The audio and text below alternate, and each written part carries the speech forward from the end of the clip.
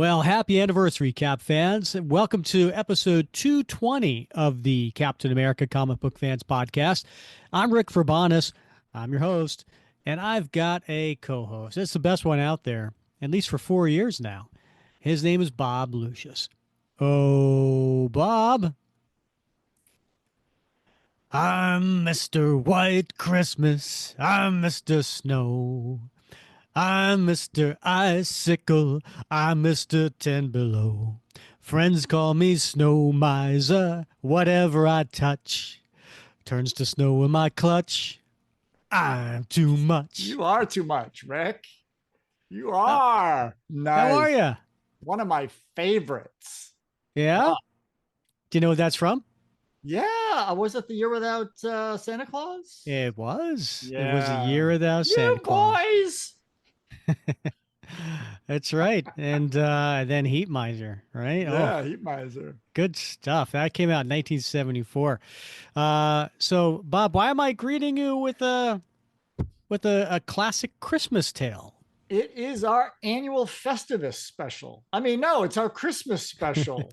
It's our holiday special. Oh, Uh, good point. You're right. yeah. Good But point. more We're importantly, inclusive. it's our Yeah. anniversary. Yeah, it is our Uh, anniversary. Now, it's our fourth anniversary, Bob, and I looked it up. And for a fourth anniversary, traditionally speaking, Is that the gift pearls is or supposed to something? be flowers or fruit. Oh, Something that shows that your relationship is blooming. yeah. And then they say contemporary anniversaries celebrate by getting a new household appliance. Oh, ooh, nice, Yeah. nice.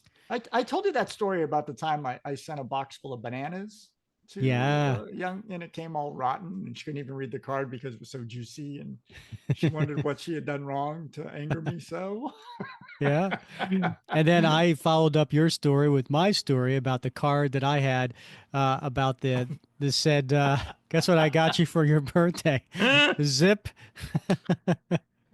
Yeah, right. We all make mistakes, That Bob. wasn't that somebody you met in economics class or something? It Was was a that philosophy a class. full Yeah. philosophy class? Oh well, she should have gotten it then. That was like Nietzsche or something. I Yeah, exactly. don't Exactly. know. Yeah. So, Bob, anniversary. So this is a special episode, right? We Mhm. do a lot in this episode, and we're going to be covering a lot. Now, before we get started, I am wearing the cap onesie that you got me for Christmas a couple of years ago. And hold on, let me put my hood up. This is really for the people who are watching the video right now. All right, wait, what do you think? Do I look do I do I look like Steve Rogers? You look more like Mushmouth from Fat I Albert know, right? today. Hey, Alabama.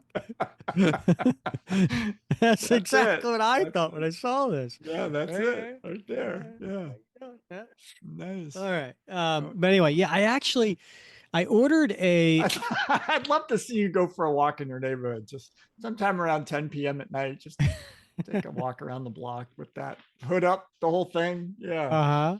yeah. See how many calls to the police get. Yeah. Uh I actually had something planned to wear tonight. I ordered a Captain America ugly Christmas sweater. Ooh, yeah, And it was one of those ads on Facebook, like in your Merchoid or feed. something. Yeah, Huh? Yeah. Well, Merchoid. I'm not going to say the name of the company, Yeah. Well, but I I only say will. that because I looked into it, and they ship from England, so it was. This one, they say ships from Mexico.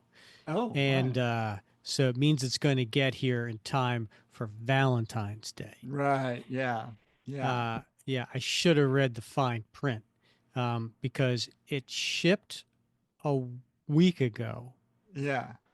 Now we're recording this, hey, by the way, Merry Christmas to everybody who celebrates Christmas.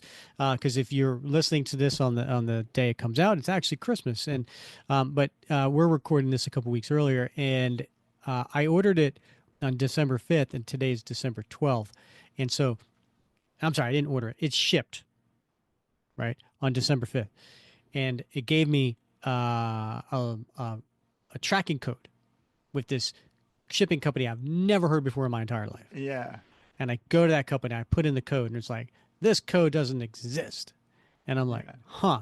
So then I go to contact us and I Yeah. call the number, and the number doesn't really exist. I love that. No, it was worse than that.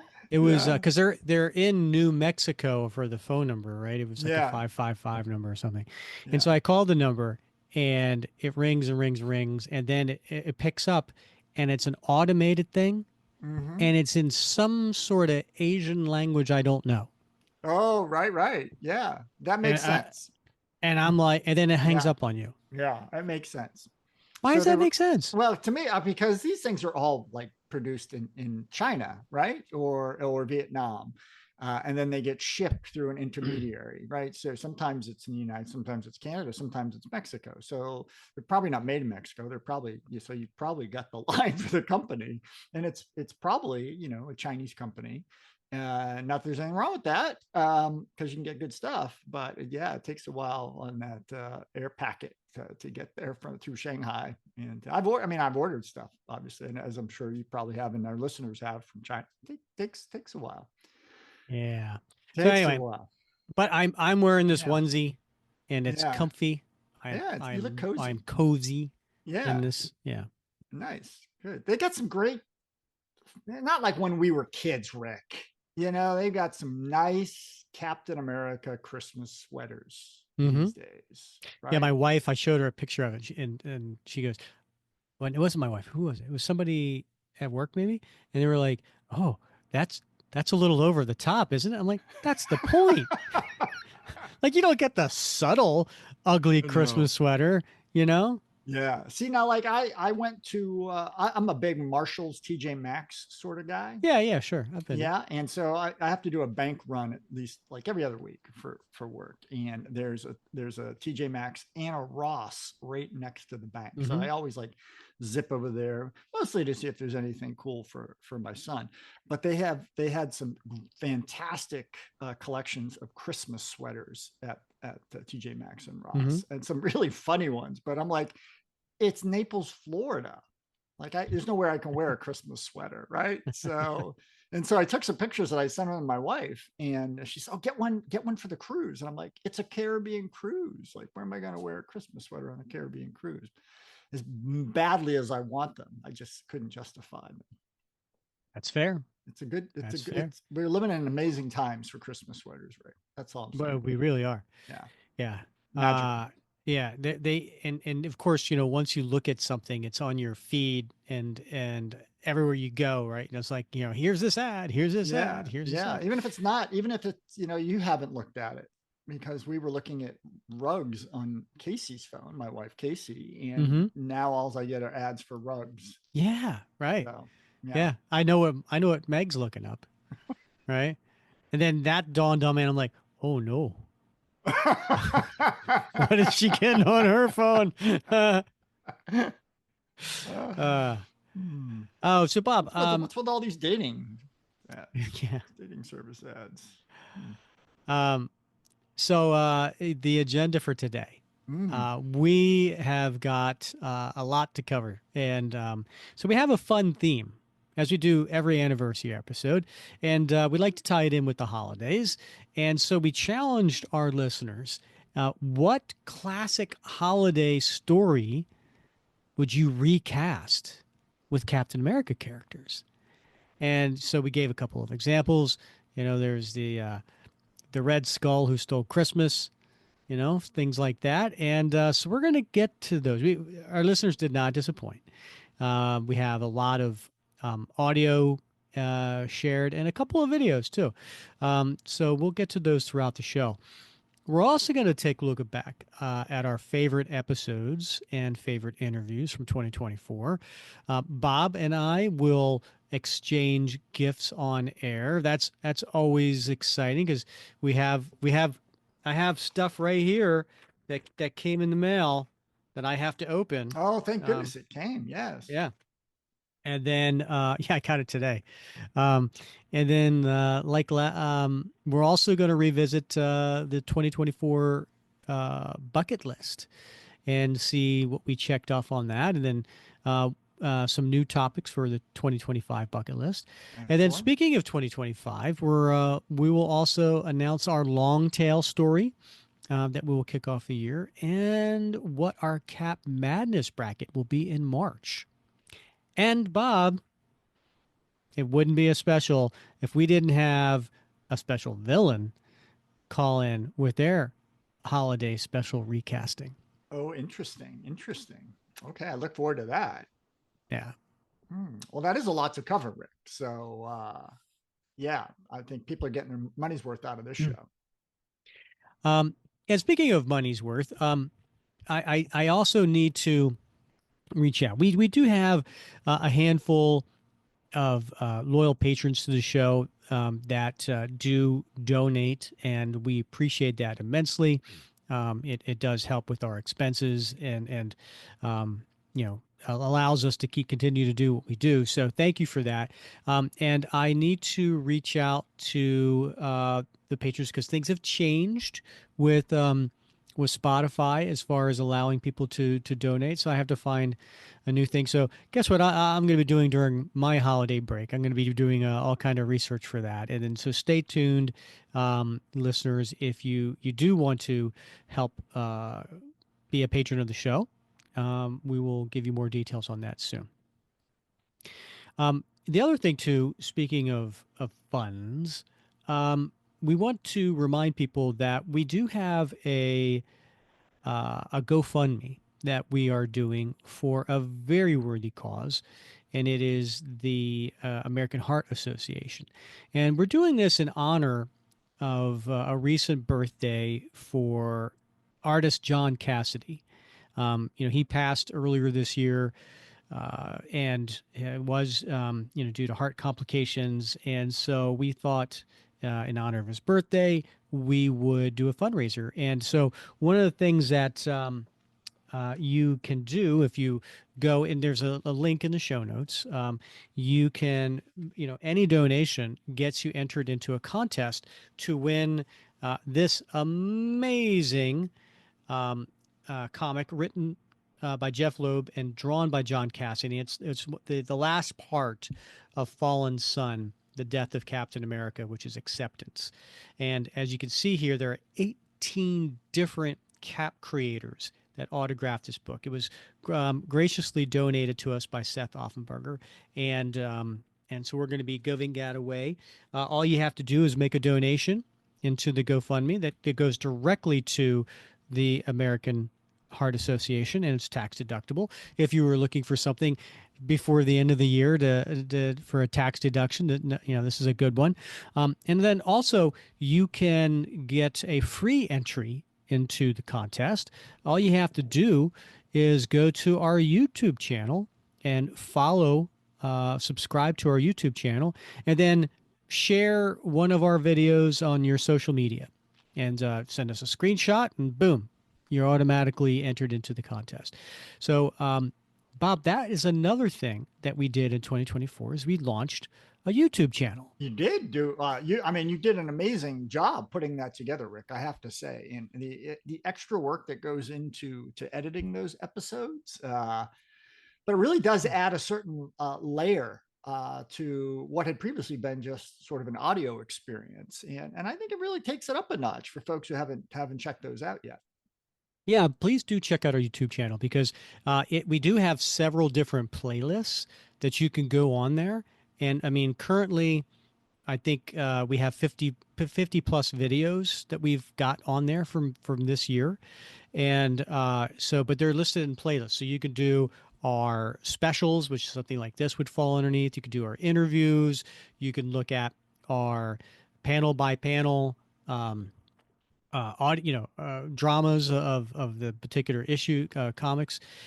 There's also our long tail lists, right? So you can go in there and say, oh, I want to check out the Secret Empire. Right? Boom, boom, boom. Very easy for you to find. So, yeah, check out our YouTube channel. It's growing.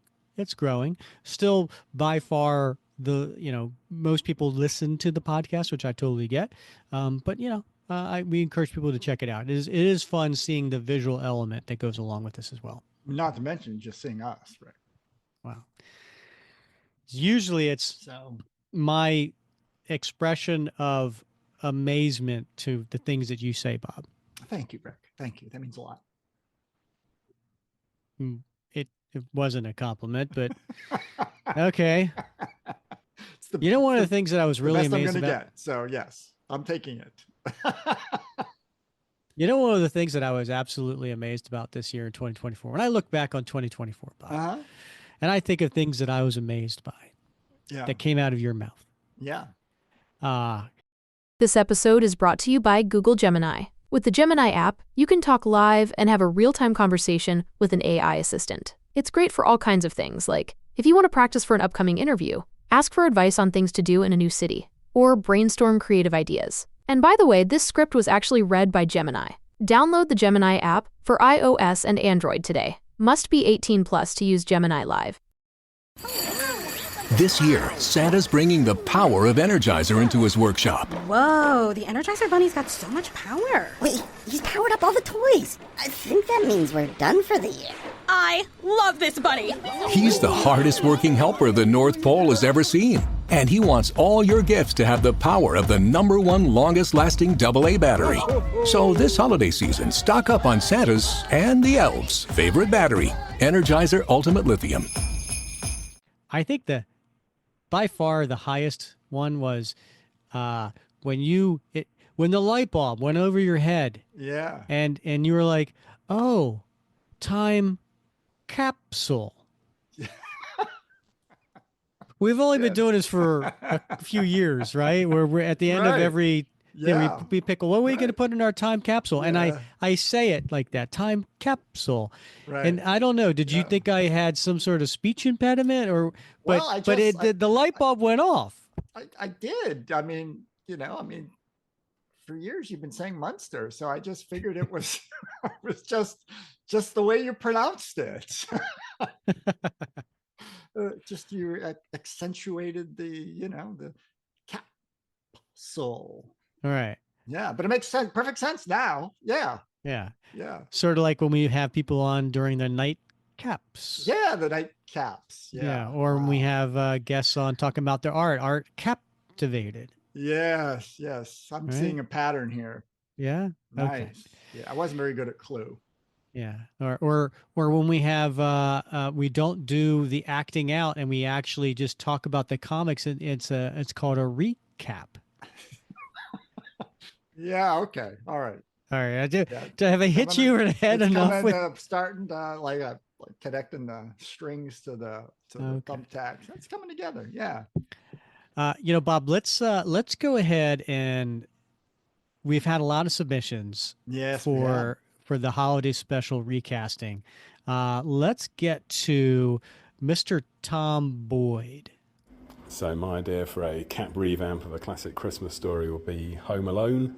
You could use a young Bucky in the 1940s, Christmas time in Europe, and he's recuperating from an injury on an army base that maybe stores some kind of weird MacGuffin or information that the Nazis want. And so Heinrich Zemo and Masterman, so you've got the brains and the brawn, are trying to infiltrate this base. And because Cap's away on a mission, it's up to Bucky to use his wits and devices and tricks and traps to thwart their plans. And before Cap comes home and finds them all tied up with a triumphant Bucky at the end of the day. And that is just under a minute. Go me. All right. Well, go you, Tom. I got to say, just look, if Tom, if you're listening, please don't take this the wrong way, but damn, you got a sexy, silky voice.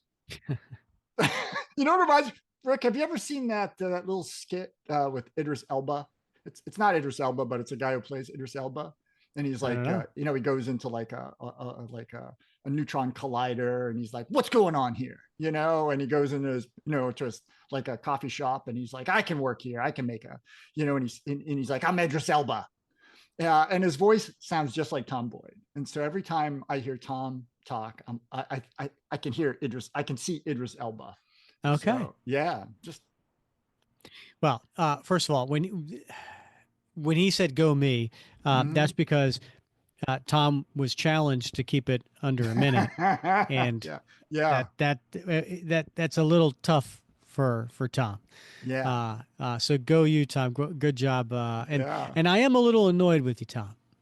I am a little annoyed because I was gonna do Home Alone. Rick's been talking about Home Alone in the background for weeks. Yeah. Yeah, yeah. I was like the story that I wanted to do, and I like your version. Don't get me wrong.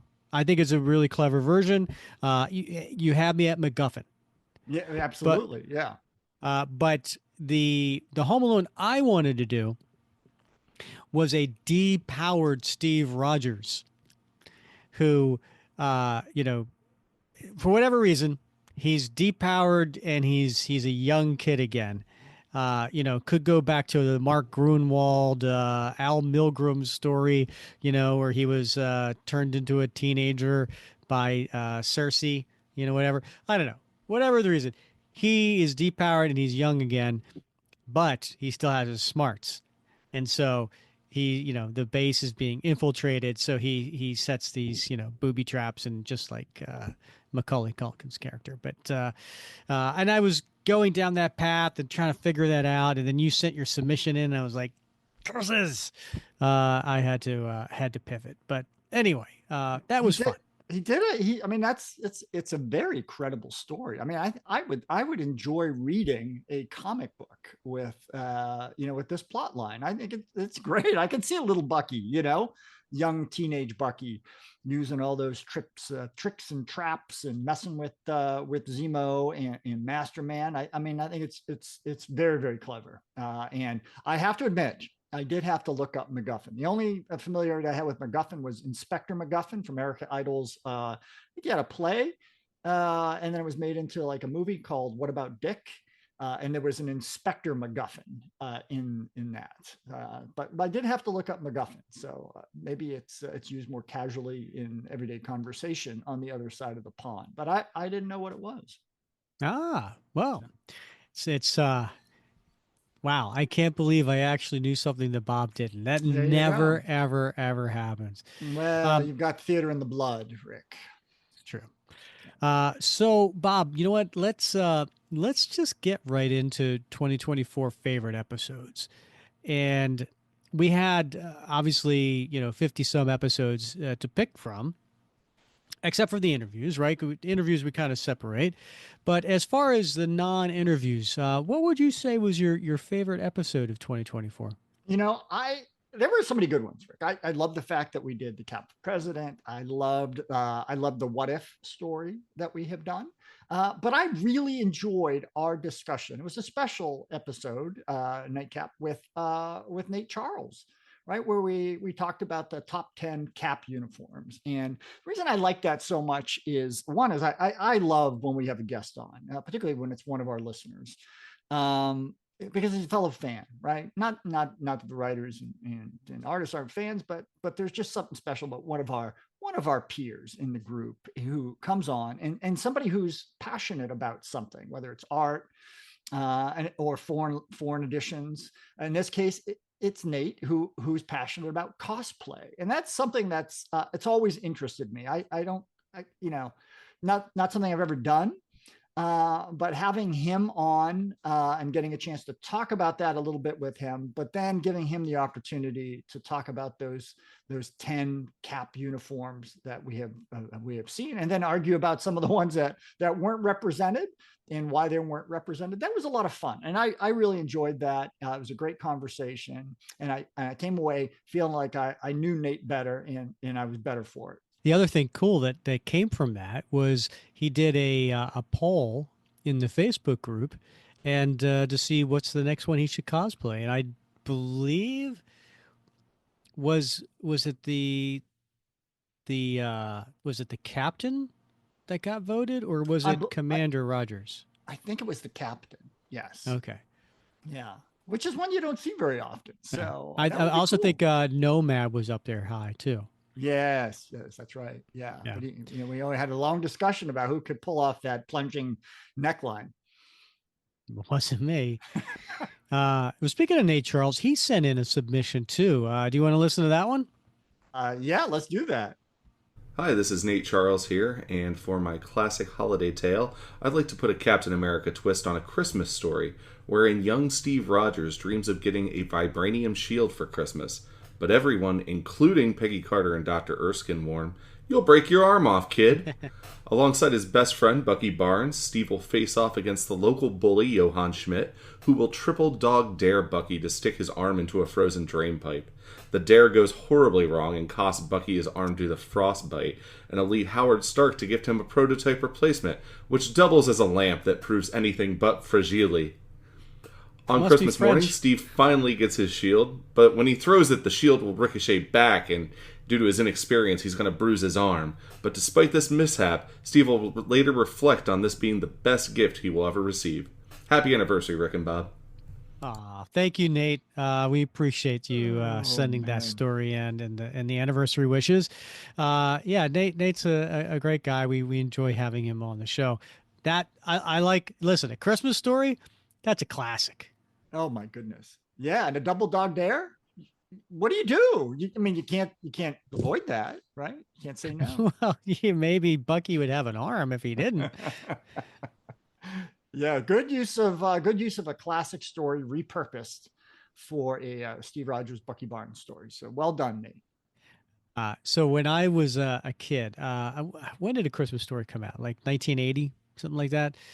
Um, and so I was still young, obviously a kid, and I had this wavy blonde hair and these dark rim glasses, and everybody thought I looked like Ralphie. And so that was the thing, It was like, oh, it's Ralphie, and I was, um, Oh my gosh. My yeah, gosh. Yeah, I see it. I see it. not now. Can't see it now. Now I, Well, with the onesie, yes. yeah, Didn't he have like a uh, bunny one or something? yeah, exactly, Right. right, yeah, Right. with the pink Yeah. bunny, right? With the Yeah. I was gonna say, Rick, do you have a favorite episode from this year? It's so hard to pick. We had so much fun, so much laughs and so on. But um, I I'm gonna go with two episodes, and when you go like you can't do that, and I'm like, well, you'll understand when I say Is it, that, is but that a loophole? no, it's Oh, not a all loophole. right. No, it is. It combines two of my biggest passions, right?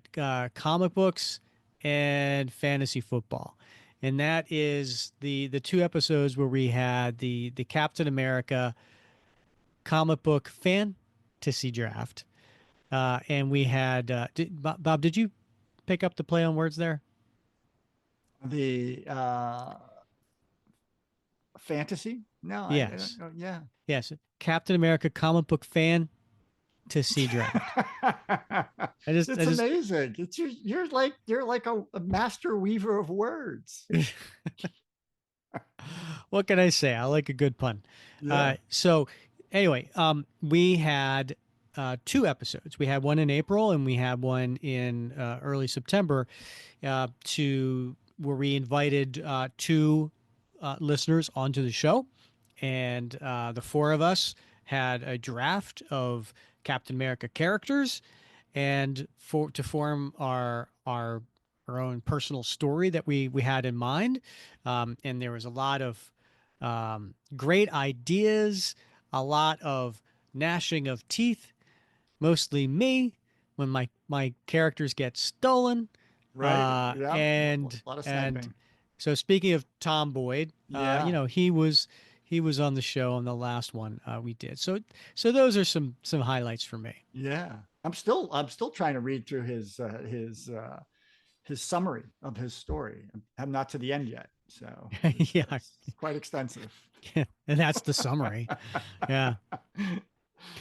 Speaking of guests on the show, Bob, um, we've had some amazing creators on the show, artists, writers, editors, and this year we've taken it up a notch where we've had in letterers, and also technical artists. Yeah. So it's really cool. So just going chronologically, some guests we had on the show. We had Jackson Lansing and Colin Kelly, the Hive Mind. They returned to the show for their third time. And this time they came on to discuss the Sentinel Liberty series coming to an end. And it was very honest and open about a series they put their hearts into and it coming to an end. And then also they previewed their Thunderbolts miniseries. So that was good. After that, we had Paul Jenkins on the show. Now he's an Eisner Award winner, and he came on to talk about Captain America Mythos, which previously we had the artist Paulo Rivera on, and also Theater of War, which was a series of one shots, and it was really cool because Paul talked about his why for Captain America, and that's something that he really brings into any of the characters he writes on he comes up with a why, um, and talked about how he became a Cap fan and also how working on Cap really moved him emotionally. It was a really heartfelt interview. It really And was. Yeah. Yeah. And he, and those are great books. If you haven't read those books that he contributed to, please, pick them up because, as Rick is hinting at, there's a backstory in Paul's own life that informed the way that he approached Cap in those. So well worth listening to. 100%. And then after that, we had what I consider a coup. We had J. Michael Straczynski, JMS himself, on the show, award-winning writer. He's been out of comics for a while. He came back to comics, and his first thing that he wrote was the new Captain America series that just recently ended. And so JMS talked about why he came back to comics and why he chose Cap, his personal role models for an inspiration. And then we finally got to talk to the man himself to find out what was the meaning, the real meaning behind the Cap's "Plant yourself like a tree" speech. So that was well worth it just for that reason. Yeah, absolutely was. Well, it was a very engaging interview, and he was so forthcoming in what he had to share with us, and it's just a very dynamic conversation. So if you haven't heard that one, listeners, go back and listen to that one because it's worth your time. The next one we had was Chip Zdarsky, and Chip is a writer. He's an illustrator, and he talked about his new Avengers Twilight series that came out in 2024, which is a great futuristic story, a la like a Dark Knight Returns type of story. And so he talked about his love for Cap and so on. And then Brian Hitch.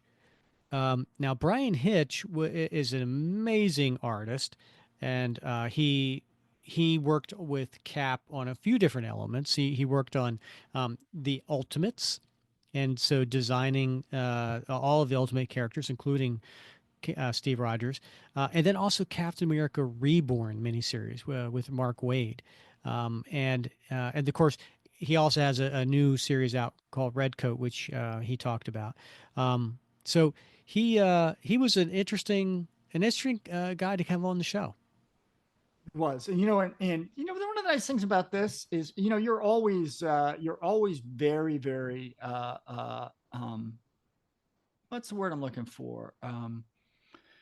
Like you never forget, Rick, to ask the guests who come on for interviews about what they're working on and what they've got coming forward. And it's an opportunity for them to share with our listeners things that had nothing to do with Cap. And it was really interesting to me because I don't know about you, but I had not yet heard of the Redcoat series. And I picked up a couple issues and read through them, and it's been a really great read. So yeah, we love Cap, and these interviews are 99% about Cap, but sometimes you get some nuggets of other great reads, other great pieces of art, and you get turned on to them, and it opens up your vistas a little bit. So, Yep, good stuff. 100%. Yeah, and if you've ever wondered what a letterer does on comics, we had Joe Caramagna on, and he's been a letterer for 25 years for Marvel, and specifically he's done many Captain Americas. And so he answered all our lettering questions, and he worked with Ed Brubaker, Mark Waid, JMS, and he had a real cool story about how he ended up on the Drew Barrymore show. That was a good story. Yeah. Next, we had another change of pace. We had Elliot R. Brown, and most people are like, I don't know that name, but you know his work. And if he is a technical artist, so he was the one who drew the weapons, the vehicles, the buildings that you saw in the official handbook of the Marvel Universe, and many other comics as well. And he was also responsible for dozens of the photo covers that you might remember from the 70s and 80s. And he had, oh my God, he had a ton of tales about the Marvel bullpen and 70s, 80s, 90s. So if you're looking for stories about the names from Marvel creators during that time, that was a heck of a conversation. Yeah, and he just scratched the surface, Rick. I imagine of his lore. So he's the sort of guy I think we could go back to again and again and again, and have great conversations. And like a lot of us, I know you and I were big fans of his work as kids, and so it was a real treat to have him. The next writer we had on was Steve Orlando. Now, Steve, he's been around for about 17 years. He's an award-winning writer, and he got into the current Avengers Assemble series that he's writing, and he talked about um, why Captain America is one of his all-time favorite characters. In fact, he didn't want the interview to end. He was like, "Let's stick around and let's just talk about, who are our favorite non-Steve, Sam, Bucky Caps." So that was a lot of fun talking with him. It was. It was a little disappointing for me. It turns out he wasn't the tie yellow ribbon guy, but it was a good conversation nevertheless. Yeah. Mark White, he's the professor of philosophy and author of Virtues of Captain America. He returned to the show. I think this was maybe his third time, and talked about his new edition, which had additional topics to cover, such Hydra Cap and Sam Wilson. And then we had on another duo, and this is Greg Pak and Evan Narcisse. And they are the writers of the upcoming Captain America series starring Sam Wilson. And so it was interesting to hear them and dive into Sam and the new series. And it was actually kind of cool. They'd shared what their relationship with was Marvel Studios, and so it got me really interested in this new Sam series. Yeah, me too. And they were very just like Lansing and Kelling, right? The hive mind. These guys clearly they've worked together for a while. They work well together. They finish each other's sentences. But there's a certain dynamic that comes when we have like two guests on at the same time, where they just interact well, and it just raises the amount of energy in an interview where maybe they're less likely to hold back, right? Because they're feeding each other. And so this was a great conversation and really exciting. And I wasn't all that familiar with either of their work previously, but it got me really excited about what they're working on, and not just with Cap, but other projects as well. And then our latest interview, man, talk about feedback, because we love getting feedback from our listeners, whether that's comments in the YouTube or on the Facebook page or things like that. But this one generated a lot of, wow, I learned so much. And this was when we had longtime writer Fabian Nicieza, and he came on to talk about. He wrote Adventures of Captain America miniseries back in 1990, 91. And man, the stories behind what went into that miniseries, including getting his roommate, Kevin McGuire, come back from DC to Marvel, and then what happened there. Why didn't Kevin finish the book?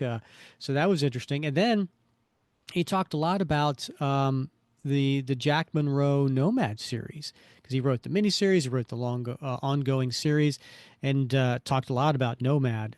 So that was really insightful, and talk about a guy who really tell a story. Absolutely. And again, a guy that's maybe been away from, at least from Marvel Comics for a while, certainly away from Cap for a while, but brings us back to when we were younger and reading these books, and giving us a new perspective on things that we thought we knew, and adding a little more depth and texture to it. So great interview. Yeah. Absolutely, Bob. Rick, I mean, that's a lot to pick from, and I would not be surprised if you had a difficult time, picking one as your favorite. But unfortunately, those are the rules. So, what's your favorite interview for this year? You're right. That was so tough. Thank you to all the guests that came on the show. Every one of them I enjoyed. If I had to pick a favorite, I'm going to have to go with Elliot Brown. Um, that man was a hoot. He's so charming, has so many stories, and thank God we actually started the YouTube channel because we could get video. Because if you listen to the interview, do yourself a favor, watch the video next, because he had so many expressions, so many winks to the camera. It was a lot of fun. In fact, I I enjoy my time with him so much. I actually met with him. He lives in New York. I live in New Jersey, and we each drove a bit of a distance, and we met on a Saturday afternoon and for lunch, and just to talk. And he also had a bunch of some art that has been in his portfolio for since the original, since the 80s and 90s, that I was able to buy some of those, and so very fortunate. But I really just enjoy the man. He's so sincere, and I had a great time. Yes, I mean, as I recall, it was hard to end that episode. Hard to end the interview. He could have gone for another hour. Would have been awesome to go for another hour with him, because I don't think he was losing any of his enthusiasm and vigor as we went along. So I know we had talked for months about the possibility of getting him on the show. So I'm like super grateful that you were able to lock that down and get him on the show, because I know for folks like you and I, and for many others who have enjoyed his work over the years, and he doesn't get a lot of playtime, doesn't get a lot of coverage these days, but he is foundational to many of the things that we know and love as Marvel fans. Absolutely, I couldn't agree more. How about you, Bob? Were you able to pick a favorite interview from 2024? Well, yes, I was, Rick. I initially I was leaning toward episode 214, the interview with Greg Pak and Evan Narcisse, but because I love the dynamicism, and again, it was all new to me, and so very informative, very entertaining. But I had to go. I mean, I got to go with episode 208, which is our catch up with Professor Mark B. White. Because I think you and I both agree Captain America is a phenomenal moral exemplar. Even in the fictional world, there's a lot that we can learn. And so Professor White's book about the virtues of Captain America has a lot to teach us. And I love the fact that he updated his book in the revised edition with a lot of new material, all the way up through the more recent Secret Empire run, all the way up through 2017. And there's a lot to plumb there for wisdom. And we spent a lot of time in that interview really digging deep into those revised chapters in the new material. And it was a really forthright, engaging conversation. I gained a lot from it. I went back after our interview and read some more, or in some cases, reread those revised sections.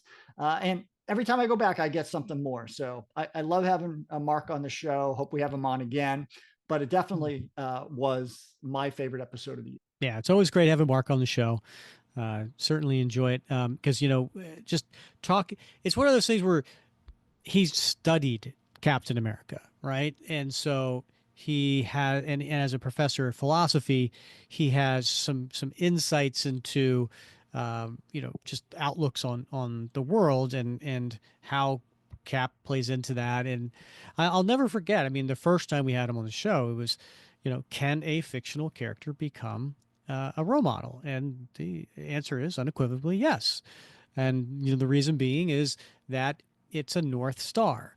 It's not somebody that necessarily will be flawed. I mean, yes, the writers do write in some things like that, but it's unlike they say don't meet your heroes, right? Because you'll ultimately at some point be disappointed because of the human nature.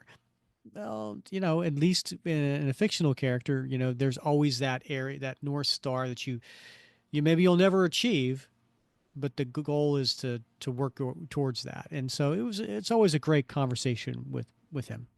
Yeah. Yeah. Can't wait to have him back. All right, we have another submission, Bob. It's from listener Tom Ratcliffe. Should we get to that? Yeah, let's do this one. Hey, Rick. Hey, Bob. My idea for a Cap-related Christmas story will be based on Elf, where the elves find Cap buried in ice, and he has to come back to New York in the present day. Keep up the good work, and happy holidays to you both. All right. right. Well, short and sweet. Short and sweet. I like the concept. Rather than the Avengers finding him, the elves find him. Very nice. Yeah, and you got to come to New York. You got to. Hey, there's a tie-in, right? I mean, there's an elf tie-in to the Marvel Cinematic Universe, at least. What's that? Well, we got Peter Dinklage, who was in Infinity War, right? He's an elf, and Elf was directed by Jon Favreau. So Happy Hogan. That's true. So there you go. We got a tie-in. Yeah.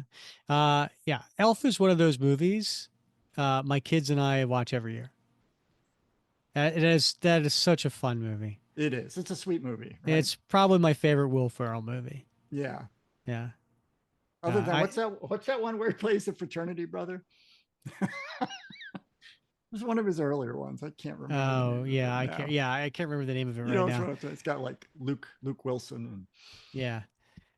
No, but Elf is so sweet, so cute, and you gotta love Bob Newhart. Oh, and Ed Asner, right? Yeah. Yeah. Oh yeah. No, and Zoe, right? Yeah. Is it Zoe or is yeah, she's a cutie. Yeah, I can't remember which one's which. Yeah. Zoe, right? Yeah.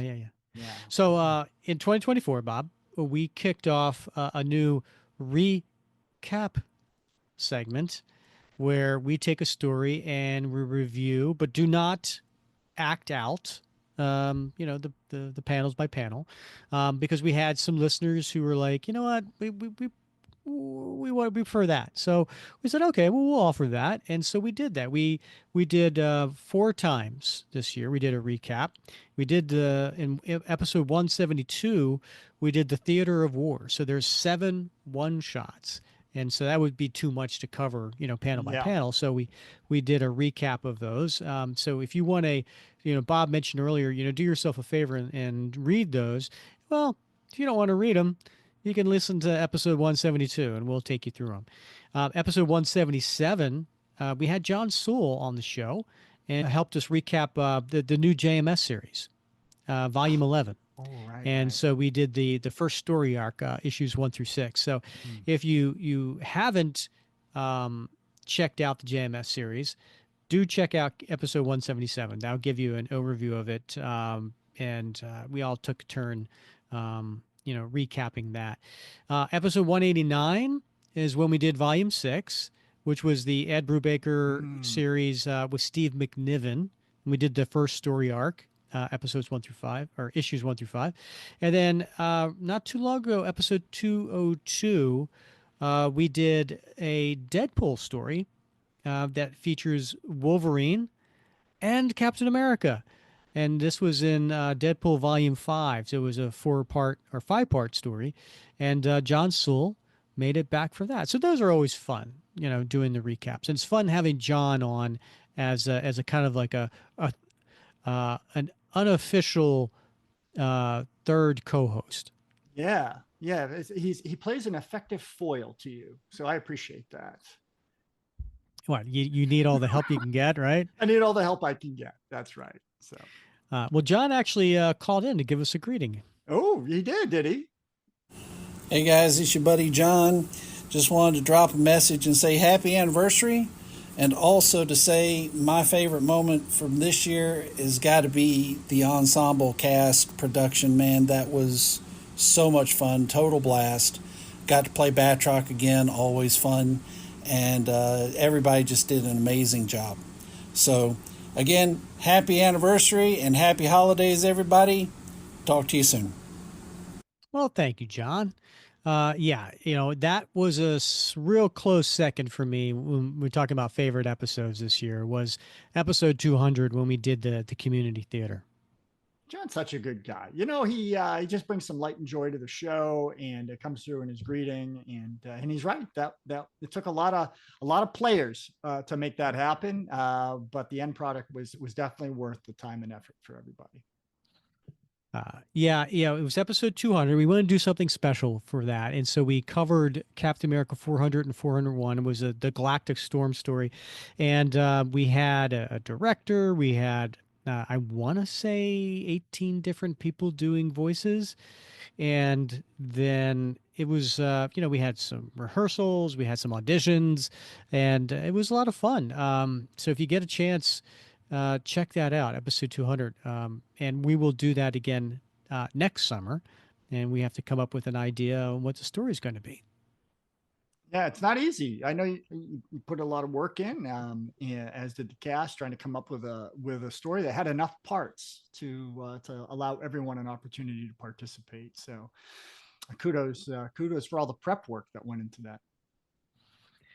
Some other specials that we did this year. We did the Would You Rather. So it was questions from our listeners, and we had a little spinning wheel, and it was answer the questions that they provided us, and so that was a fun game that we played, right? And then we had one of our nightcap specials was Nate Charles was on, and as you mentioned, did the top 10 cap uniforms. You did a historical look over the last 90 years of Cap meeting the president. Yeah, a lot of them, a lot more than maybe most folks anticipate. And we talked about every incidence of when Cap met a president in the comics. So and he met most of them. So an impressive run. And then also a couple of other specials I already mentioned was the Captain America Fantasy Draft. So we did number 2 and number 3 of that. And number 2, we had Grant Ball and Mark Domeyer on the show, and they drafted against us. In fact, Grant and Mark had sent in their submissions for a recasting of a Christmas special. So let's get to Grant first. All right. Hey, Rick and Bob. Happy Capiversary. This is Grant Baugh. And for my Christmas story, I want to do one starring my favorite villain, the Tumbler. And I want this to be a retelling of It's a Wonderful Life, where the Tumbler, in the afterlife, I guess, is wondering about what the world would have been like if he had never been born. And so somebody, Uatu the Watcher, I guess, shows him what the world would have been like if he had never been born. And it's exactly the same as the regular universe with one or two changes to account for his absence. I just think that it'd be a great story for that character. Aww. Well, happy holidays, everybody.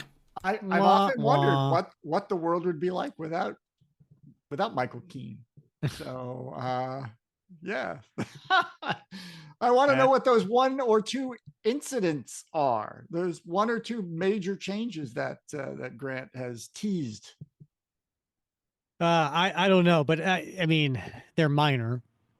So I think the joke was that nothing really changed. Much like I think most people who read Marvel comics, they're like, "Who's the Tumbler? Tumbler died? What?" Yeah. Yeah. He's the knockoff Leaper. Yeah. Right. All right, and then as I mentioned, Grant's co well, I don't know, the other league member of that fantasy draft was Mark Domeyer, and he actually sent a video in, so we can watch Mark's submission here. Hi, Rick and Bob. I've got a Christmas special for you, Captain America style. That would be the Peanuts Charlie Brown Christmas special. Here's all your characters. Charlie Brown would actually be played by Sam Wilson. I want him to be front and center for this one, dealing with a lot of action and stuff like that. His sister Sally would be Sharon Carter. And the reason for her being Sharon, not just the blonde hair, but also the fact that she's in love with Linus, who is Steve Rogers' Captain America. Snoopy, of course, would have to be the Winter Soldier, or Bucky Barnes. He's very stealthy, World War I flying ace, all that fun stuff. Peppermint Patty tends to get in a little bit of trouble at times, so that would be Diamondback, of course. Lucy, Linus's sister, would be Bernie Rosenthal, back to kind of psychoanalyze Cap a little bit, if need be. Woodstock, naturally, would be Red Wing, the Falcon's sidekick, companion. You have to have Pigpen in there. That would be D-Man. He's sometimes looked down upon a little bit dirty and stuff like that. And of course, on the piano, Schroeder would be Nick Fury. Happy holidays, guys. Keep on the great work with the podcast. Mark, well done. Yeah. You got to throw in the Charlie Brown Christmas special, right? I mean, like that's a classic. Hopefully, watch every year. I'm a little surprised that he went with Steve as Linus as opposed to Charlie Brown, but I like it. Yeah, it's a clever twist, right? I think it works. I think it definitely works, and I'd like to see Snoopy though with a mechanical arm. That's something I think that would work too. So. Would it be like, like him having trouble with that folding chair and fighting it? Like it has mind of its own. Right? Yeah. Yeah. It's a scroll. Yeah. And a lot of these people who are calling in, also are members of our Facebook group. And so, the Facebook group, I think it was this year that we changed it. It used to be Captain America Comic Book Fans Facebook group. Now it's Cap. And we did that because, we didn't want to get into Facebook jail, so to speak. So we changed that, and and we also made it a private group. So when you go in there, you can't really see what's going on unless you're a member of the group.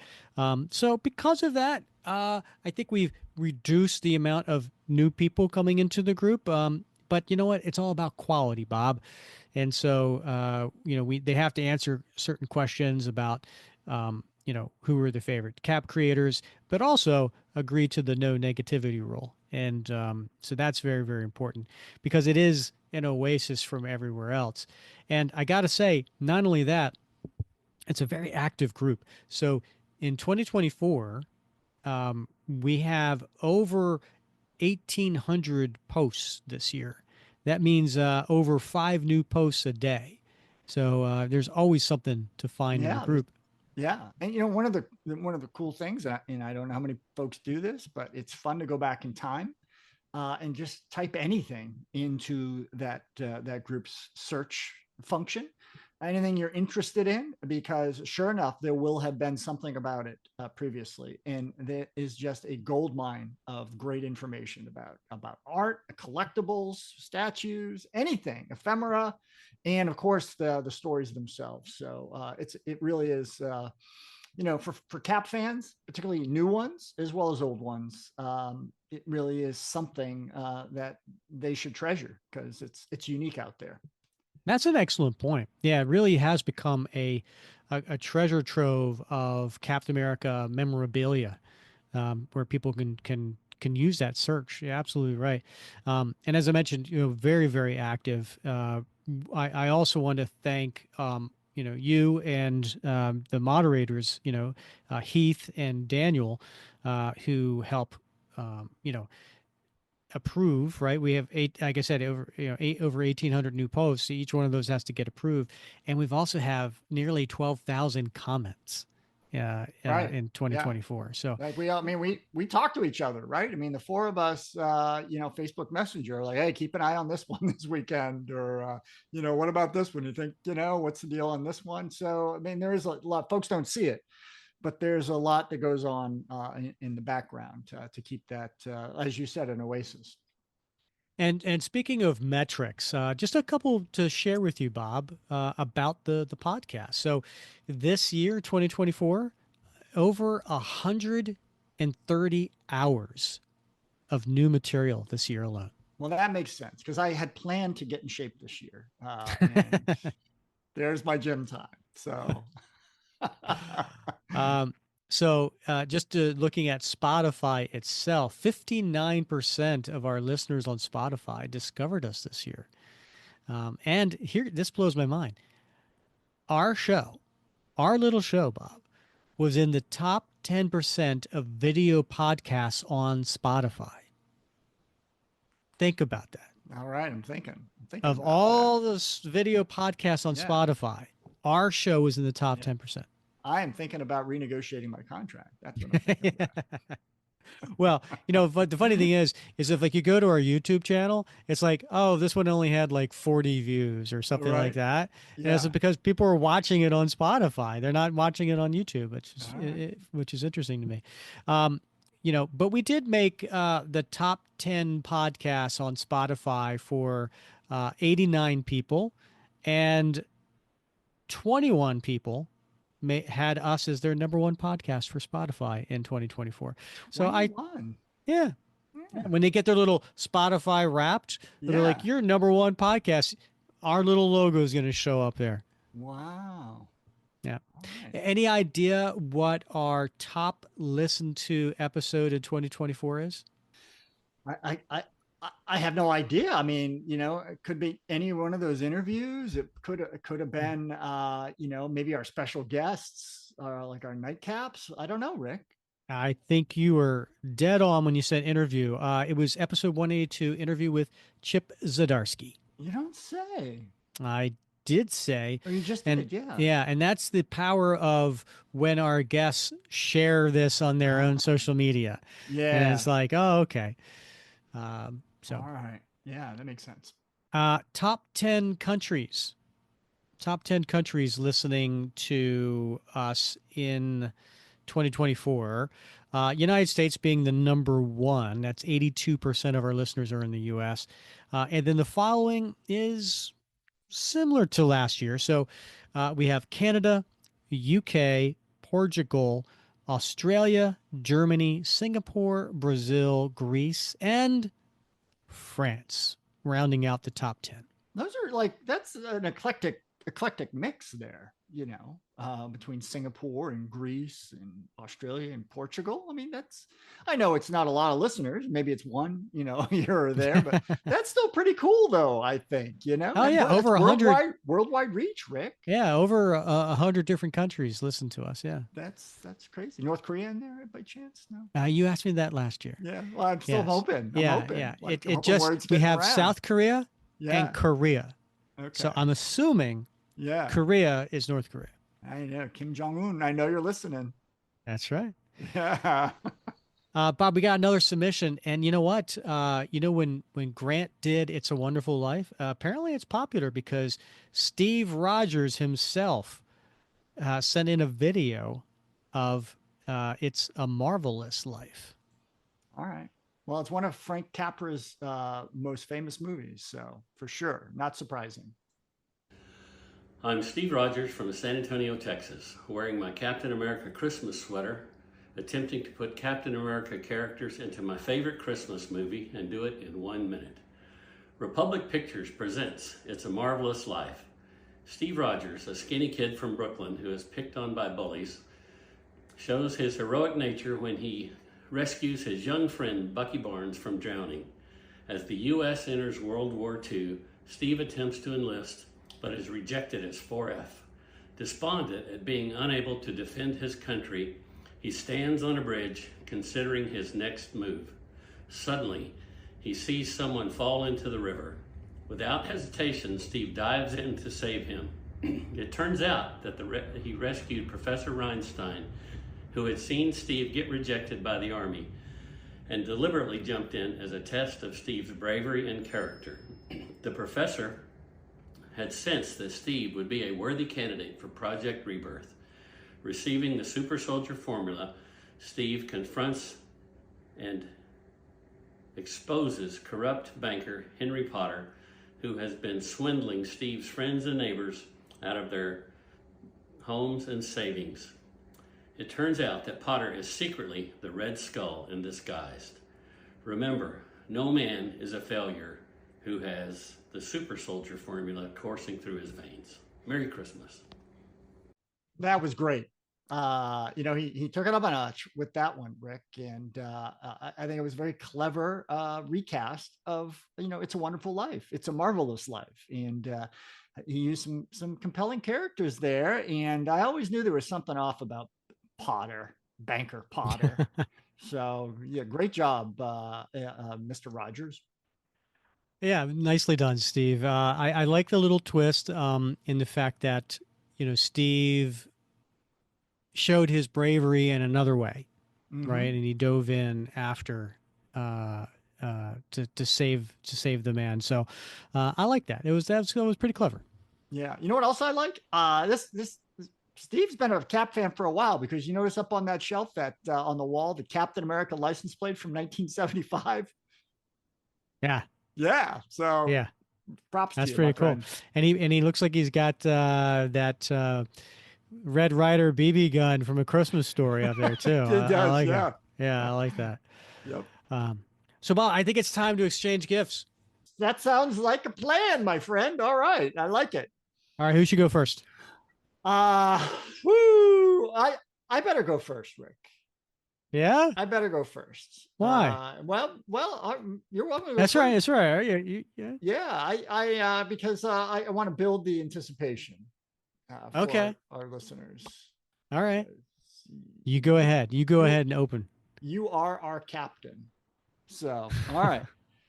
All right. So we got it right here. It came nicely packaged. All right. Nice. I like that you didn't cheap out with generic tape. The good Scotch stuff. I love it. I can't show it, but here it is. Oh my gosh. Hold on. How do I do this? There we go. This is a Nick Fury commission from our friend Mark Stegbauer. Yes. Yeah, I love it. Oh, that's awesome, Rick. Thank you very much. You're absolutely welcome. So back in July, Mark was doing a fundraiser for the Alzheimer's Association. Right. Yeah, I remember that. And so he said, I'll do, a list of these characters and, make a donation to the Alzheimer's Association. So knowing that that was near and dear to both of our hearts, I went ahead and did two. So I did this one. Here's my Captain America. Yeah, there Mark he is. did for me. And then I had him do a Nick Fury for you. Oh, well, that's awesome. Thank you so much. I love it. I've got a couple Stegs. I've got a couple Bucky Barnes. One is the Winter Soldier, and one is his original teenage version. And I love Steg's a great guy, does good work, and he's always supporting great causes. So it's awesome that you jumped in to support his fundraiser effort, and to boot, got me a great commission on top of that. So thank you. You're absolutely welcome. All right. So I have two here. Which one should I open first? Open the floppy one first, Rick. All right. Yeah, open the floppy one. Okay. All right. Did you wrap this yourself? I did, of course. Yeah. My little kindergarten paper scissors. Oh, cool. A Captain America T-shirt, and this is Well, what?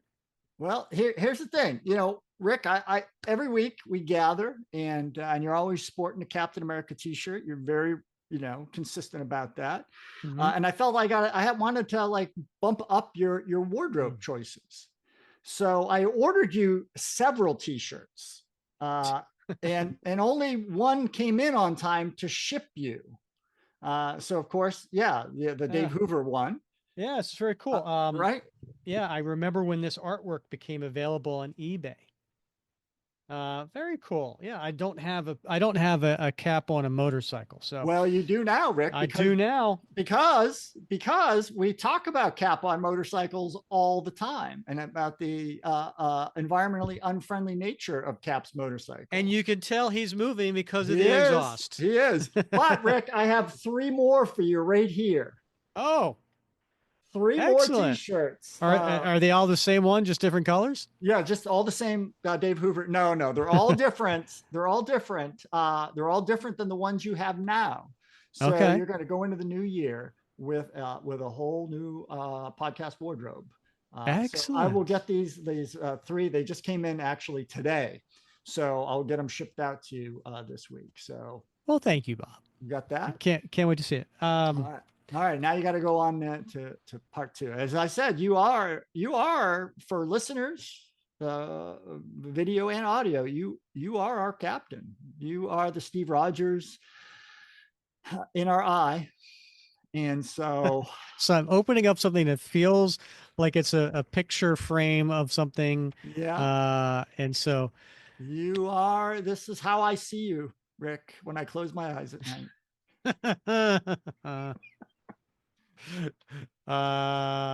Where did you get this picture from? That picture? The one of you mean? Yeah. Right off Facebook, my friend. There you go. So and the mask is being tossed in the back. You don't need He's that. like, I don't need that stinking mask. I want everybody to know exactly who I am. Oh, that's pretty cool. I like the background, all the different. So you designed this? I just did the background, so I will the send you. Cool. Yeah, I just did the background. It's actually a cover to. I think it was a variant for. I can't number 19 or something from the first Brubaker Epting run, but in any case. Thank you for using some Photoshop and giving me a tan. Oh, of course. Well, yeah, I didn't do it myself. Somebody on Etsy did that for me. But I will send you the image file so that you can put it on your business card or make a standee, for your home office. No, I what are you talking about? I'm giving it to my wife so that she can put it up on her dresser next to the bed. Go. That's how she sees you too, I'm sure. 100%. 100%. Yeah. Very thoughtful gift. Yes. Well, Thank as you. I said, you have been voicing Steve Rogers now for 4 years, Rick. So when we think of Steve Rogers, we hear your voice. So why not see your face? That's very cool. Thank you so much. All right. We got another submission. We got James Foley, who is one of our super soldiers patrons. He sent in a submission as well. Hey, Rick and Bob. Thank you for an awesome year of podcasts covering such an array of topics, great interviews, coming attractions, good cap stories. My favorite was the Going Through the Streets of Poison. This year, I'd love to hear Cap Volume 1, 355 through 357, the Sisters of Sin storyline. It is so locked in the 80s, 90s, I could see y'all having a blast with it. For my classic holiday story, I have to go with Rudolph the Red-Nosed Reindeer from 1964. I would cast it mostly from the Captain storyline by Grunwald, my all-time favorite Cap run. Demolition Man would be my choice for Rudolph, Nomad as his adversary Fireball, Vagabond as Clarice, Hawkeye would be Hermie the Dentist Elf, I'd see Sam Wilson as Yukon Cornelius, Abominable Snowman would be Crossbones, and of course Steve as Santa. Looking forward to another great years. Happy holidays to all my fellow Cap fans. Thank you, James. That was really cool. I appreciate it. Yeah. Thank you for the anniversary wishes as well. Yeah, Rudolph. What do you think? It's a classic, right? 1964, Rick. I mean, that it has been around for decades and it still is good as ever. When it's on, you can't turn it off. You got to watch it all the way through to the end. Now, he wants us. He made a suggestion for 2025. He said, was it three Captain America 354, 357? I can't remember, but Mm-hmm. we'll have to take a look at that. The Sisters of Sin was. I gotta look that up. Was that? Didn't we do that? Wasn't that the one where I mentioned it before? Like, right, Cap got de-aged. Is that the Right? one he's talking That, about? I think so. I think so. Right? And I thought we did that way, way, way, way back when. Unless I did it for a different podcast, but I'm not on any other podcasts. So You're not? no, no. Yeah, it was 355. Yeah, that was the one where yeah, Mark Grunwald's story and it was he gets depowered by Cersei. I normally really good about remembering like the issue numbers for this, but I thought we did it. We'll have I to take thought a so. look at it, James. Unless we talked about it at length, but I mean I do Maybe recall it. maybe it was when we talked about it with Al Milgrom, because Al Milgrom was inking that, and then he penciled it, and we had Al Milgrom on the show, and I think we talked about. Yeah, that might have been Remember, it. we talked about the neck being snapped, and it was like, what was Yeah, it like yeah. drawing that? Right. There you go. Okay, Yeah. that's what it was. Yeah. Hey Rick, All did right. you know that there is a Marvel connection with Rudolph the Red-Nosed Reindeer? What would that be, Bob? I'm glad you asked. Thank you. There are now, of course, it's a stop motion animation, film, right? And so lots of different voices, but there were three characters voiced in that show. So let's start with Hermie. Remember Hermie? What do you want to be? Yeah, you want to be a You dentist? want to be a dentist. So it was voiced by a guy by the name of Paul Solis. He also voiced Spider-Man in the 1967 animated Spider-Man show. Spider-Man. Yeah, so Paul Solis, Hermie the dentist, was the voice of Peter Parker and Spider-Man from that show. I did not know that. Yeah. So the guy who voiced Donner and Coach Comet in the Rudolph show, guy by the name of Paul Kligman, he also did some voices in that show. He voiced J. Jonah Jameson and Harry Osborn in that show. How about that? Yeah, and in the 1966. Wait a minute, I can hear it because he was the coach. Yes. Right? And he was like, "Hey guys, don't do this." And then Parker, right? Like yeah, I could totally hear that now. Yeah. So there was also a 1966 Marvel animated series called Marvel Superheroes, and he voiced the Red Skull and Masterman in that show. How about that? Yes, and then Mrs. Claus was voiced by Peg Dixon. And in the Marvel Spider-Man animated show, she voiced Mary Jane Watson and Betty Brant. So there you have it. Three voice actors from Rudolph were also voice actors in the Marvel animated series of that same decade. That's some research on your part. Well done, Bob. That's what I do. That's what I do, Rick. So yeah, that's what you bring to the show. That's it. Yes. All right. I think it's time for you and I to come up with ours, right? Now, I have to pivot because I was going to do Home Alone. This is like the fantasy draft. Yeah. Yep. Once again, Tom steals from me. So yeah. I thought about it. And you know that opening song I did? I'm Mr. Cold Miser. Yep. I'm going to go with The Year Without a Santa Claus. Nice. Good, 1974. Good yeah. All right. So I'm going to take you through the story. All right. Ready for this? Yep. All right. So Steve Rogers awakens with a cold in early December. And when he overhears the S.H.I.E.L.D. doctor sarcastically say that nobody cares about Captain America anymore, Steve decides to forego his annual speech. So, hoping to change Steve's mind, Sharon Carter instructs two elves named Jingle and Jangle, played by Sam Wilson and Bucky Barnes, to seek evidence of Faith and Cap. So Jingle and Jangle leave with another former partner who wants to tag along, D-Man, and they land in a small town in the southern United States called Southtown. I didn't write this. Unfortunately, their efforts to find Faith and Cap are fruitless, and D-Man is arrested for being mistaken as a homeless person and taken to jail.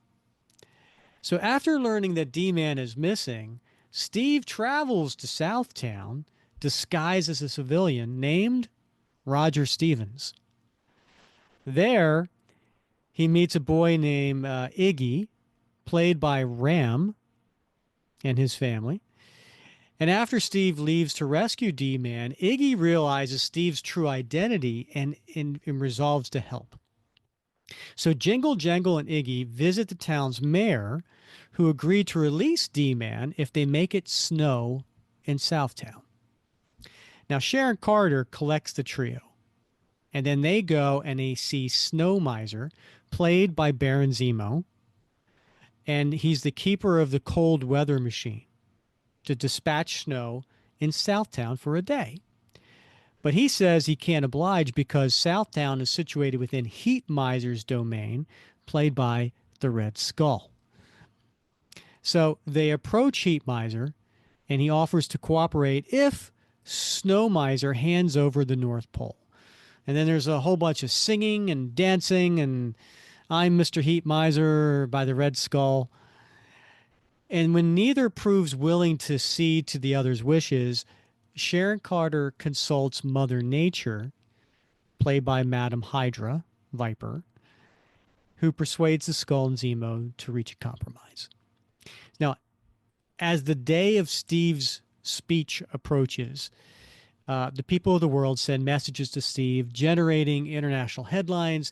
And touched by the outpouring of faith in humanity, Steve decides to give his annual speech after all. Nicely done, Rick. Nicely done. One of my favorite Christmas animated shows, and you've managed to turn it into a Marvel Wonderland. So well done. I enjoyed that. I think that would be fun. Thank you very much. Definitely would be fun. So yeah. All right. Yeah, well, I had fun coming up with it. So yeah. How about you, Bob? What famous holiday story do you want to recast? Well, it's the best Christmas movie ever. I think everyone would agree to that. And that Christmas is Vacation? 1954's White Christmas with Bing Crosby and Danny Kaye. So this is a great movie with songs by Irving Berlin. So everybody knows White Christmas by Bing Crosby. And so I was inspired by a old Golden Age story called Red Skull, An Ear for Murder. And this came out in Captain America Comics number 7 from October 1941. And in that one, Red Skull's up to his shenanigans again, and he's using what I can't remember what. Chopin's Funeral March as a harbinger of murder. So every time somebody hears that song, somebody gets knocked off. Now, this just so happens to happen at about the same time that at Camp Lehigh, Steve and Bucky are pressured into joining a camp play with Betty Ross. So I was sort of motivated by that old Golden Age story. So if you know White Christmas, it's about two main characters, Bing Crosby, who plays Captain Bob Wallace, and in this instance, that will be Steve Rogers playing that part, and Private Phil Davis, played in the original movie, by Danny Kaye. In this case, it will be Bucky Barnes. And so they are two soldiers in World War II in Europe, and they're performers. And they are assigned to the 151st Division. In our case, of course, it would be the 26th Infantry Regiment of the 1st Infantry Division, so the Blue Spaders. So they're in Europe, and the Steve Rogers character saves Bucky Barnes from a wall falling down, and he gets injured. But he recuperates. But while he's in the hospital, they both realize they have a love of performing, and so they pledge that when they get out of the service, they're going to become performers, and they're gonna make a team, and they're gonna go to Hollywood and be performers. And that's exactly what they do. So life goes on for them after the war, and they are performers. And then one day they get a letter from a former serviceman that they had been with in Europe during World War II, and the letter says that his two sisters are singers themselves, and would these two performers now, Bucky and Steve, who are now famous, would they go to New York City to observe his sisters perform and maybe give him some tips? So they head on out there, and it turns out these are two very young, attractive ladies, and one of them is our Betty Ross, and the other. Now, I think I might have mentioned, Rick, that I recently came across a Captain America Sentinel of Liberty card, and it was signed by only the first name, Marilyn.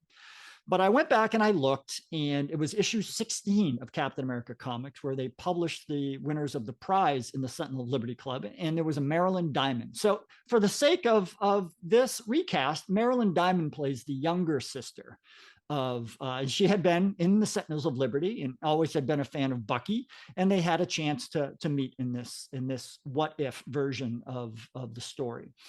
So they get there, and at that time, Steve and Bucky get a letter from their former commanding officer, who now is retired, and he owns an inn in Vermont called the Columbia Inn. And they're having a hard time. They got a big Christmas pageant coming up, but they don't have anybody headlining the performances. And the inn is about ready to go to bankrupt, and the banker is trying to foreclose it. And so the two girls convince Bucky and Steve to go to Vermont to help out their former boss, who in this case is not Major General Thomas Waverly like in the original movie, but General Chester Phillips, who's now the proprietor of the Columbia Inn. And they get up there and they realize, yep, this is really bad.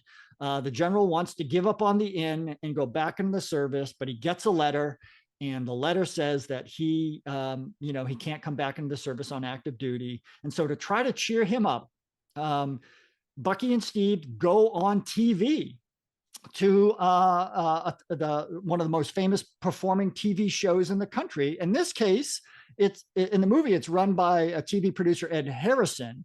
But in our case, guess who it's going to be, Rick?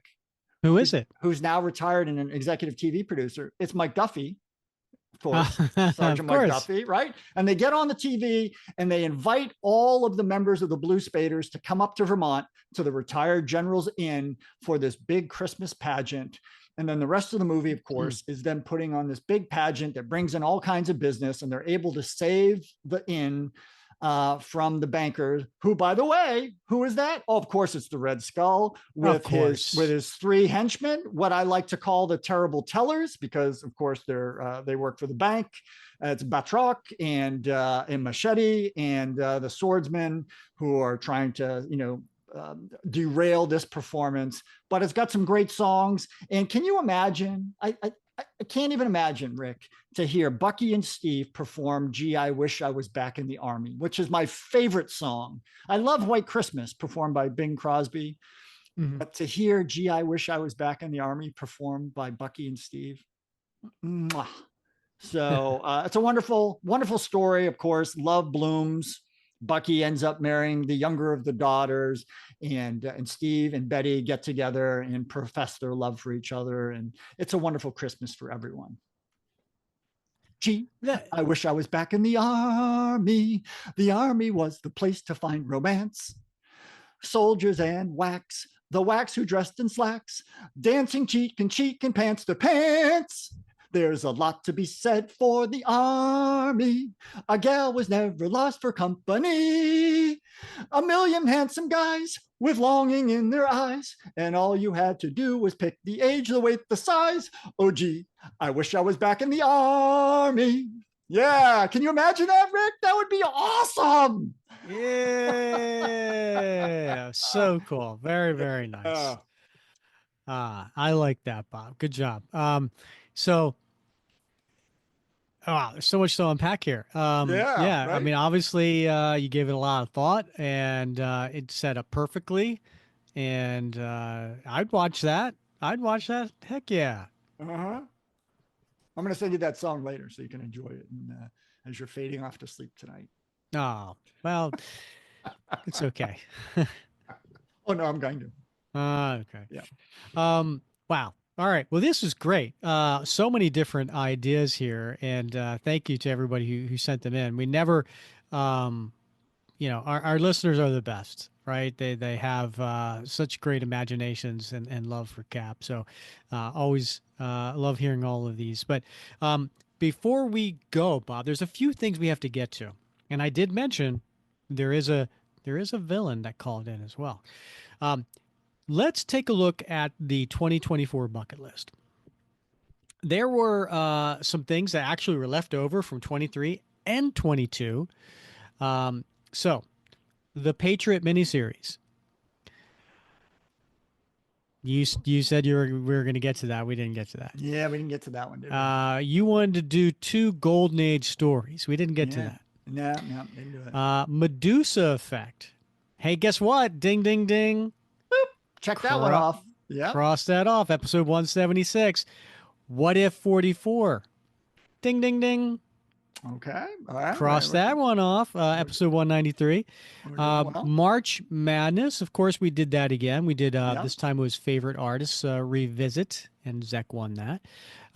We wanted to do Theater of War. Ding, ding, ding. Episode 172, Recap. You said you wanted to do annuals. Ding, ding, ding. We did annual number 4, the one with Magneto. Yeah. In episode 171. And then we wanted to do the community theater. And of course, we did that in episode 200. There was a few others that we didn't get to. Dead Men Running, Top 10 Speeches, and a deep dive on Jeff Mace. Now, the last 2, the top 10 speeches and deep dive on Jeff Mace, that's all you, my friend. You were supposed to handle that. So I don't feel guilty we didn't get to it. It's just time, right? Just got to pick a day. All right. But what this tells me? Let's see. Episode 171, 172, 176, and then 193, 200. That tells me if we don't get to this bucket list in the first quarter, it ain't getting into it. All right, we've moved on. Right. All right. Yeah. Bucket so what's on the 2025 bucket list? So we're carrying over the Patriot miniseries. I think we should do that as a recap. Mm-hmm. Yeah, it makes sense. Yeah. Right? Yeah. Deep dive on Jeff Mace and the top 10 speeches. You let me know when you want to do those, my friend. All right. Fair enough. All right. What else should go on our 25 bucket list? Ooh. Well, I've got some ideas, Rick. I'm sure you do as well. I've been thinking about this. One of the things I liked, I don't know, it's my personal preference. But I think a lot of folks enjoy this is when we offer them something a little extra, right? A little something they may not have been aware of before. And you've been open to this before, and I appreciate that. Because I think, a lot of folks, maybe they read Captain America comic, but there's so much other material out there. There's one shots and miniseries. There's things people never heard of before. So I had a couple suggestions. You remember that one from 2000, the Captain America Guardian of Freedom? It was by Peter I David do not. and Mark. Yeah, you don't remember that one? You said Peter David? Yep, Peter David, Ron Franz. No, I don't remember this at Bagley. all. Yeah, it's a one. It's supposedly written and drawn by Steve Rogers. I don't know this one. It's credited. It's a one shot. It's a really cool story. It is credited to Steve Rogers as the artist himself, and but it's cool. And I think a lot of folks maybe haven't heard of it before. It might be fun to introduce them to it. All right, we'll add it to the bucket list. What else you got? All right. So another one I was reading recently that I thought might be fun to go over, and that was the Iron Man and Captain America Casualties of War one shot from 2007. So was that a Civil War tie-in? It was, and it was one where Steve and Tony agree to meet at the Avengers Mansion, which is in shambles, to try to talk through their differences and figure out how they got where they are. And it's a really good story because it highlights their ideological differences, but it also talks about their history together. It's a powerful story, and again, it's one of those one shots that maybe folks didn't pick up, don't even know that's out there, and I think that would be interesting to a lot of folks. Yeah, I loved that story when it came out, and it ties in nicely with one of the things that I was going to suggest, and that was maybe doing a recap of Civil War. Ooh, okay. Because I think it's an important, very Mhm. very important, pivotal story. Of course, it's the whole entire Marvel universe, but Cap plays a huge part in it, Sure, and yeah. and it's a pivotal story in what leads up to the death of Captain America. Mhm. And spoiler alert, sorry, but You haven't finished that series. yeah. Yeah. Yeah, I was going to suggest doing a recap of Civil War. So I think we could possibly maybe do the recap of Civil War and then follow that up with Casualties of War one shot, like, panel by panel. Yeah, yeah. I think if you, I mean, it's probably been a long time since you read it, but dig in, check it out. So I'm fired up about Captain America and the Invaders, the Bahama Triangle. That one shot from 2019 by Roy Thomas and Jerry Ordway. Very fun story. Has Namor, has Human Torch, has Heinrich Zemo. They escort Cap undercover as a sailor, escorts FDR to the Bahamas to meet with the King of England, or the Prince at the time, and of course, all hell ensues when Zemo shows up. So it's a good story, and again, it's got Namor and the Human Torch as well. So might be fun to tackle that one. And then I got one just to throw at you, Rick. What about the top 10 worst Golden Age Captain America foes?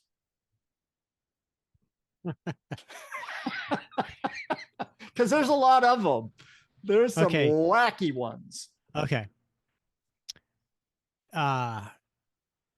My initial thought on this Yeah. is there's so much in the Golden Age that I am not personally familiar with, and I think Yeah. probably a lot of today's listeners aren't familiar with. Right. So, um, how would we separate the worst from the other ones? Because aren't they all bad? I You'd mean, have to rely on well, obviously Red Skull was not a bad foe, right? I mean, yeah. Are we going to talk about Armless Tiger Man? he didn't go up against Cap in the Golden Age. So I mean the ones out of the Captain America comics books. Okay. So there's crazy ones folks had never heard of before. They tend to die in that issue. So but it might be fun for folks who aren't familiar with the Golden Age stories of Captain America to hear a little bit about. We know that some Golden Age villains got resurrected, particularly by Roy Thomas in the 70s, early 80s, but a lot of them didn't, and they're in the dustbin of history. But might be fun, might be a one-off sort of thing just for the fun of it. You know what? I say it. It's all you, my friend. All right. You want to tackle this one? I'm on board. My top 10 list. I mentioned this before, but I definitely want to do this in 2025. Is I want to do the top 10 villain groups. Okay. Right. Yeah. So we're talking, Hydra and AIM and Serpent Society and all of them. Right. Right. Yeah. So I think that would be a lot of fun too. All right. Yeah. I think folks would enjoy that as well. So you got anything else? Yeah, I think we should, take a look at what John sent in, which was the cap 355 to 357. That could be fun. Okay, good. I like that. All right. I got one. I got one more for you. Ready? All right, let's hear it. This is the Generation Sam Wilson Captain America, Steve Rogers Captain America one shot by Nick Spencer and Paul Renaud. So I really enjoyed that book. It's a great story with a great message. And basically it involves Sam Wilson going back in time to World War II to interact with Steve Rogers, who is very early in his career as Captain America. I'll just leave it at that. But it's interesting to see them interact with each other and how that interaction plays out through the rest of Steve Rogers and Sam Wilson's life. Yeah, no, it's a great story. Yeah, 100%. I think that's a great one. All right. And then speaking of 2025, the long tail story. So we're just finishing up. We have one more to go, and it's going to be coming up very soon. And that is of the Secret Empire. We're going to finish that up as that 6-part story. And based on the votes that we got, the logical successor to that is just move right on into Nomad, right? So the Steve Englehart story that deals with the fallout of the Secret Empire. So that will be our long tail story that we will continue on the second Wednesday of every month following Secret Empire. So look for that to kick off in February. Great choice. Great choice. I think folks are going to be very pleased with that.